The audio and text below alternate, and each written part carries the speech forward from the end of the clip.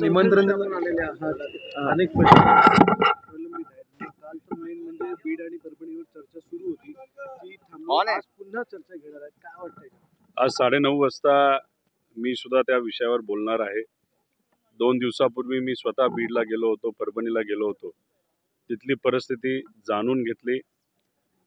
तिथं असणाऱ्या पीडितांच्या नातेवाईकांना भेटलो, सामाजिक कार्यकर्त्यांना भेटलो आणि तिथं असणारी वस्तुस्थिती आज अधिवेशनामध्ये मी स्वतः तिथं मांडेल. अतिशय वाईट परिस्थिती आहे.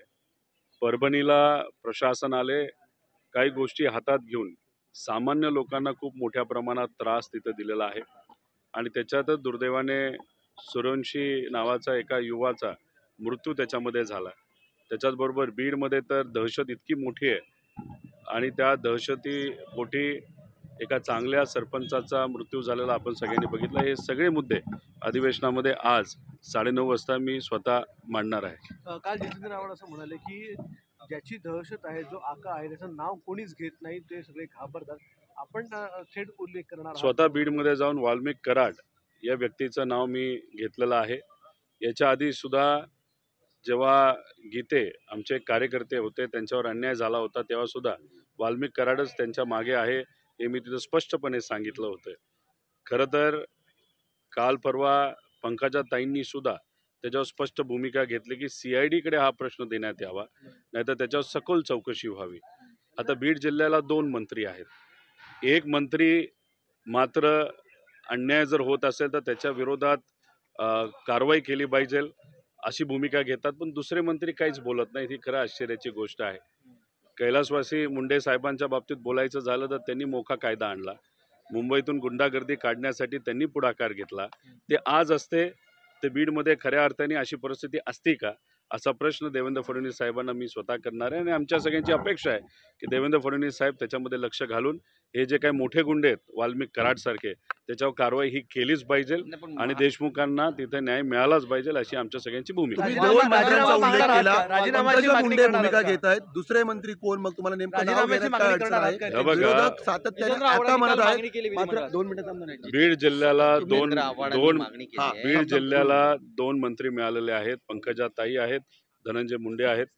काल परवा पंकजाताईंनी स्पष्ट भूमिका घेतली की जर कुणी याच्यामध्ये सहभाग घेतला असेल, नाही तर ह्याच्या मागे जे कोणी असतील त्यांच्यावर कडक कारवाई ही झाली पाहिजे. CIDकडे सुद्धा हा विषय गेला पाहिजे, त्याचं स्वागत केलं पाहिजे. कैलासवासी मुंडे साहेबांनी जी भूमिका आज घेतली असती तशीच भूमिका ही पंकजाताईंनी घेतलेली आपण सगळ्यांनी बघितली. पण दुर्दैवाने दुसरे जे मंत्री बीड जिल्ह्याला मिळाले आहेत त्यांनी त्या पद्धतीची कडक भूमिका ही घेतली नाही. हे तिथे असणाऱ्या लोकांना अजिबात आवडलेलं नाही. काय कारण आहे? धनंजय मुंडे एवढे चुकी साधून आहेत. आता कदाचित वाल्मिक कराड हा त्यांचा खास कार्यकर्ता आहे. बीड जिल्ह्यांमध्ये कदाचित धनंजय मुंडेंचं जेवढं चालत नाही तेवढं वाल्मिक कराडांचं चालतंय आणि मग वाल्मिक कराडाचं नाव जर पुढे येत असेल तर मग त्याच्यावर कसं बोलायचे अशी कदाचित अडचण ही धनंजय मुंडे साहेबांची झाली असावी, म्हणून त्यांनी त्या बाबतीत काही भूमिका घेतली नाही. दुर्दैव असं त्यांनी बोलत असताना देशमुख जे सरपंच होते त्यांचं कार्य चांगलं होतं. खरं तर गावासाठी अनेक त्यांनी अवॉर्ड सुद्धा मिळवून दिले होते. अशा व्यक्तीबद्दल त्यांनी बोलत असताना त्यांनी काय सांगितलं की आर्थिक व्यवहारातून ती घटना घडली. म्हणजे खरं हास्यास्पद आहे आणि दुर्दैवी गोष्ट आहे. त्यामुळे स्पष्ट भूमिका धनंजय मुंडे साहेबांनी सुद्धा या बाबतीत घ्यावी आणि सगळ्यात महत्त्वाचं गोष्ट तिथे असणाऱ्या लोकांची मागणी जी आहे की तिथं असणारं पालकमंत्रीपद हे कुठंतरी फडणवीस साहेबांनी घ्यावं. जोपर्यंत वाल्मिक कराड आणि सर्व जे कोणी गुन्हेगार आहेत त्यांच्यावर कारवाई केली जात नाही. राजीनाम्याची मागणी केली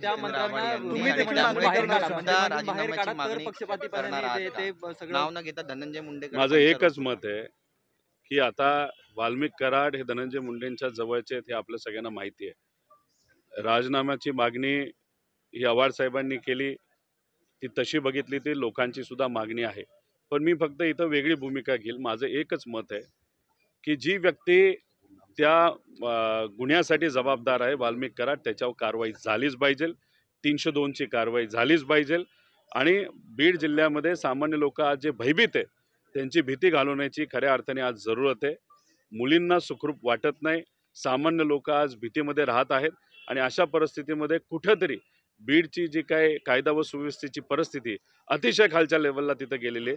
प्रशासनसुद्धा सामान्य लोकांना सहकार्य करत नाही आणि ही भूमिका आणि ही परिस्थिती तिथं बदलायची असेल तर कडक कारवाई केलीच पाहिजे.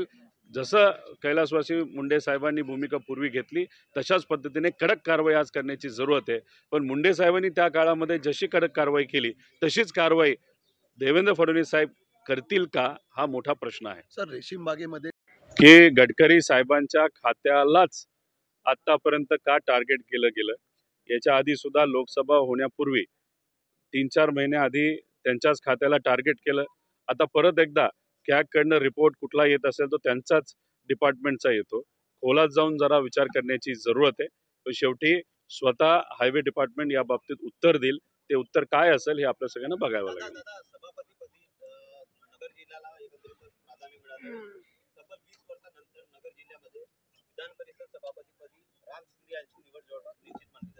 मी मनापासून राम शिंदेंना त्यांचं अभिनंदन तिथं करतो.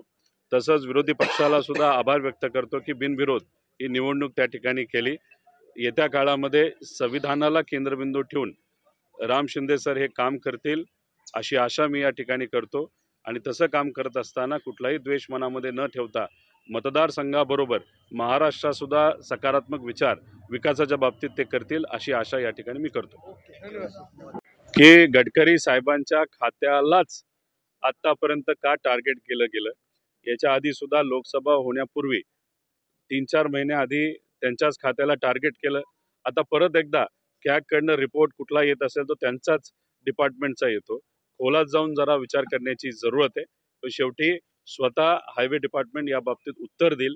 ते उत्तर काय असेल हे आपल्या सगळ्यांना बघावं लागेल.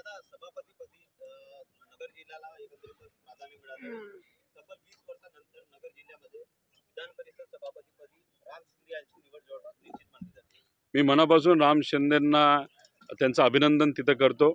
तसंच विरोधी पक्षाला सुद्धा आभार व्यक्त करतो की बिनविरोध ही निवडणूक त्या ठिकाणी केली. येत्या काळामध्ये संविधानाला केंद्रबिंदू ठेवून राम शिंदे सर हे काम करतील अशी आशा मी या ठिकाणी करतो. आणि तसं काम करत असताना कुठलाही द्वेष मनामध्ये न ठेवता मतदारसंघाबरोबर महाराष्ट्रातसुद्धा सकारात्मक विचार विकासाच्या बाबतीत ते करतील अशी आशा या ठिकाणी मी करतो.